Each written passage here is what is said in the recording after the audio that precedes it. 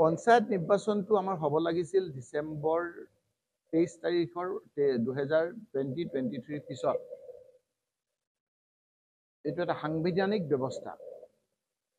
যেনেকৈ MP election হয় 5 বছৰত, যেনেকৈ MLA ইলেকশ্যন হয় 5 বছৰত, বাধ্যতামূলকভাৱে সাংবিধানিক ব্যৱস্থাৰ যোগেদি পঞ্চায়ত নিৰ্বাচনটো 2023 ডিচেম্বৰত ম্যাদ উকলি গৈছে। অসম চৰকাৰৰ হিমন্ত বিশ্ব শৰ্মাৰ নেতৃত্বাধীন চৰকাৰখনৰ বিফলতা হ'ল যে সময়মতে পঞ্চায়ত নিৰ্বাচনটো তেওঁলোকে কৰিব নোৱাৰিল। এইটো চৰকাৰৰ ডাঙৰ বিফলতা। একে বুকু পিন্দাই থকা হিমন্ত বিশ্ব শৰ্মা ডাঙৰীয়াৰ বিফলতাৰ অন্যতম এটা আপোনাৰ জ্বলন্ত উদাহৰণ হ'ল যে সময়মতে তেওঁলোকে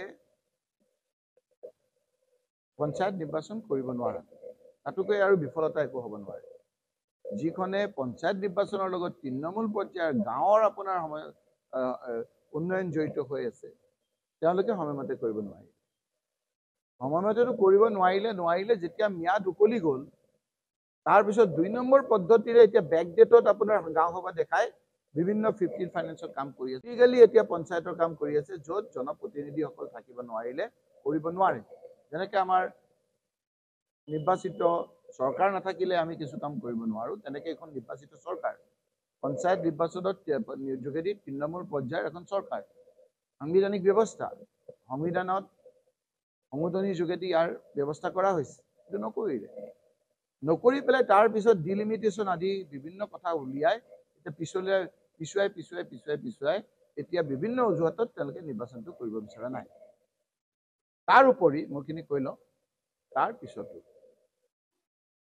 পিছতো মুখ্যমন্ত্ৰী ডাঙৰীয়াই নিৰ্বাচনটো যে তেওঁলোকে খেলিব খোজা নাই, তাৰ এটা উদাহৰণ হ'ল যে যেতিয়া চৰকাৰ থাকে ইণ্টেলিজেন্সৰ যোগেদি বহু কথা গম পাই যায়।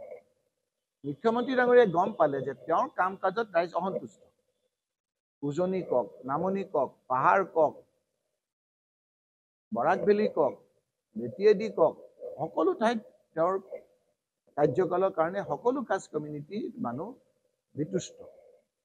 বিশেষকৈ যোৱা লোকসভা সমষ্টিত তেওঁ দেখিলে যে আহোম সম্প্ৰদায়খিনি তেওঁৰ লগত লাগত নাই, মৰাণ মটক তেওঁলোকৰ লগত নাই, চুতীয়া সম্প্ৰদায়খিনি তেওঁলোকৰ লগত নাই, কোচ ৰাজবংশী লোকসকল তেওঁলোকৰ লগত নাই, বাকী সংখ্যালঘু লোকসকল তেওঁলোকৰ লগত নাই।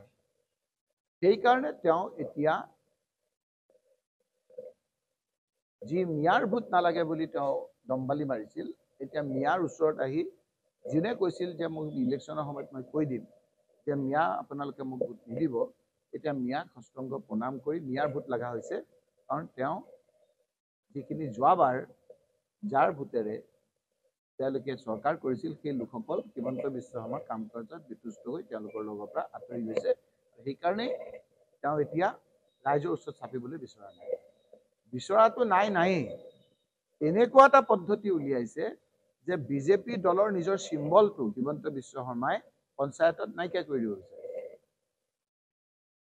চিম্বলটো লৈ তেওঁলোকে ৰাইজৰ ওচৰত যাব খোজা নাই, কাৰণ ৰাইজে ভাবিছে ৰাইজে তেওঁলোকক গ্ৰহণ নকৰিব। হিমন্ত বিশ্ব শৰ্মাৰ কাৰণে বিজেপিৰ পদুম ফুল লৈ তৃণমূল পৰ্যায়ত যাবলৈ সাহস কৰা নাই।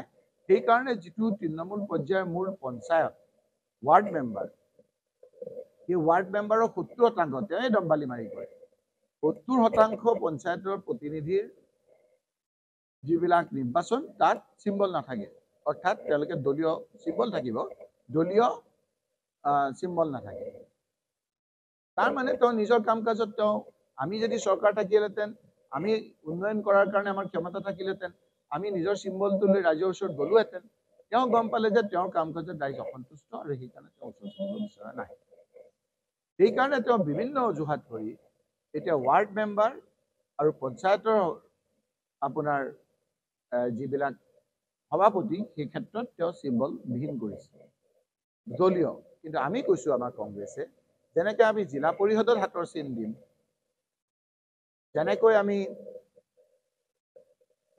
আঞ্চলিক পঞ্চায়তত হাতৰ চিন দিম, ঠিক তেনেকৈ একেখন পোষ্টাৰতে আমাৰ যিখিনি 10টা ৱাৰ্ডৰ প্ৰতিনিধি একেখন পোষ্টাৰতে থাকিব। আৰু আমি ক'ম যে এইখিনি আমাৰ কংগ্ৰেছৰ প্ৰতিনিধি, বা আমাৰ যদি লোকেলি এলায়েন্স হয় কোনোবা বিৰোধী পক্ষৰ লগত, সেইসকলৰ এলায়েন্সৰ প্ৰাৰ্থী বুলি আমি মুকলিকৈ দিম। কাৰণ আমাৰ সাহস আছে যে ৰাইজৰ ওচৰত যোৱাৰ আমি নিজৰ চিম্বল লৈ।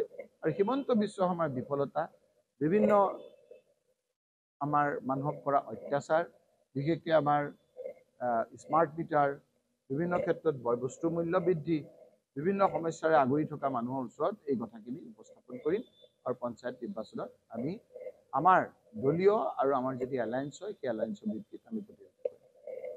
আপুনি এতিয়া মোৰ কথাটোতকৈ তেওঁৰ কথাটো ভালকৈ শুনিছে। ইলেকশ্যন আছিল কেতিয়া, নকৰিলে কোনে? আছিল কেতিয়া? ডিউ ডেট আছিল 20 কৈ আছো মই 2023 ডিচেম্বৰ। তাত ক'ত কেছৰ মামলাৰ কথা আছে আৰু ক'ত কেছ কংগ্ৰেছে কৰিছে? তেওঁহে এইবিলাক দৰাৰো মাক কইতাৰো বাপেক, তেওঁহে কৰি থাকে এইবিলাক, কিন্তু আমি ক'ত কৰিব? 2023 এইটো উত্তৰ নিদিয়ে। আপোনাক এতিয়া কৈ সোধকচোন ডিউটত কিয় নকৰিলে? চৰকাৰৰ নিয়ম হ'ল যে ম্যাদ উকলি যোৱাৰ 6 মাহৰ আগত তেওঁলোকে নিৰ্বাচন আয়োগক ক'ব লাগে যে নিৰ্বাচন কৰিব লাগে। দিছিলে নাই? কিয় নকৰিলে? তাৰ পিছত কিয় ডিলিমিটেশ্যনৰ কথা আহিলে? ডিলিমিটেশ্যন সংবিধানৰ কোন ব্যৱস্থাৰ যোগেদি কৰিলে? ডিলিমিটেশ্যনৰ অৰ্থ কি? ডিলিমিটেশ্যনৰ এইবিলাক কথাত মই ডিলিমিটেশ্যনৰ অৰ্থ হ'ল যে এটা সময়ত পপুলেশ্যনটো বাঢ়ি যায়, তেতিয়া সমানভাৱে সকলোতে কম বেছি পৰিমাণে সমষ্টি ৱাইজ সমান পপুলেশ্যন পৰে। এতিয়া এটা ৱাৰ্ডত 3000, এটা ৱাৰ্ডত 800 মানুহ। মই দেখুৱাই দিম হয়নে নহয় কওক? এইটো কি ডিলিমিটেশ্যন হ'ল? ইচ্ছামত কৰিছে। এইবিলাক আপোনাৰতো তেওঁ এইবিলাক পাপ কৰি গৈছে, এইবিলাক তেওঁৱে ভুগিব। আজি আপোনালোকে চাওকচোন, এই আমাৰ বহুতে কয় এই আমাৰ উৰিষ্যাৰ মুখ্যমন্ত্ৰী পাটনায়ক ডাঙৰীয়া কোনো হাৰিব বুলি ভবা নাছিল, হাৰিলে, নাইকিয়া হৈ গ'ল। তেলেংগানাৰ মুখ্যমন্ত্ৰী কি নাম আছিলে ইয়াৰ আগৰ? কেচিআৰ। মানুহে পাহৰি গ'ল। কোনো ভবা নাছিল কেচিআৰে কি অত্যাচাৰ কৰিছিল। ৰেৱন ৰেড্ডী এতিয়া কংগ্ৰেছৰ যিজন মুখ্যমন্ত্ৰী, তেওঁৰ ছোৱালীৰ বিয়াত আহিব নিদিয়া নাছিলে, তেওঁক জেলত লৈ গৈছিল। ৰাইজে তেওঁক নাইকিয়া কৰি দিলে। ছাদ্দাম হুছেইনে গাঁতত সোমাই তৎ পোৱা নাছিলে। এই মুখ্যমন্ত্ৰীয়ে যি অত্যাচাৰ কৰিছে, ৰাইজৰ ওচৰত আহিবলৈ নিজৰ চিম্বলটো লৈ সাহস গোটাব পাৰে। আপোনালোকে ইয়াত আহিছে বেলেগ কথাত, মই আহিছে বেলেগ কথাত। গতিকে ক'লো 26ত এতিয়া কি চামগুৰি? চামগুৰি নতুন নে পুৰণাটো? আপোনালোকক মই বুজাবই পৰা নাই। ডিলিমিটেশ্যনৰ আগৰ চামগুৰি, ডিলিমিটেশ্যনৰ পাছৰ চামগুৰি, গোটেই বস্তুখিনি খেলি মেলি। গতিকে এই ক্ষেত্ৰত মুখ্যমন্ত্ৰী ডাঙৰীয়াই গোটেই কথাখিনি বুজি পাইছে, সেইকাৰণে নিজৰ চিম্বলটো লৈ পেলাই যাবলৈ সাহস কৰা। অহাবাৰ ৰেকৰ্ড সংখ্যক ভোটত আমাৰ চামগুৰি সমষ্টি, আৰু তেওঁকতো এনেও মিয়াৰ ভোট নালাগে, কথাখিনি তেওঁ কওক। এদিন ক'ব নালাগে, এদিন ক'ব যে মই তেওঁলোকক ভোট দিব লাগিলেও নকওঁ। তেওঁ ক্লিয়াৰ কৰক মিয়াৰ ভোট লাগে নে নালাগে। আজি এটা কয়, কালি এটা কয়। তেওঁ চামগুৰি তাৰ MLA কোন? প্ৰশ্নটোৰ উত্তৰ নাই আপোনালোকৰ ওচৰত। নতুন যিটো চামগুৰি, নতুন যিখিনি চামগুৰি, তাৰ গোটেইখিনি কংগ্ৰেছৰ MLA।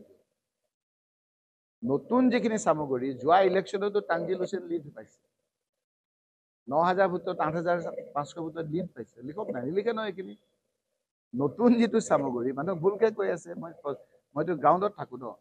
তাৰ চিঙিমাৰী পঞ্চায়তত কংগ্ৰেছ জিকিছে, তাৰ মাগুৰমাৰী পঞ্চায়তত কংগ্ৰেছ জিকিছে। এইখিনি অৱশ্যে ধুবুৰীত কোনো প্ৰয়োজন নাই।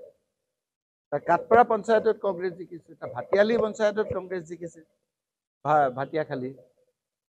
ক'ত আপোনাক মই কম সুধিব দিছে, আপোনাৰ কাণত কোনোবাই সুধি আছে, কিন্তু আপুনি এতিয়াতো এইখিনি কথাটো বুজিও নাই পোৱা। আপুনি বুজি পাইছে জানো?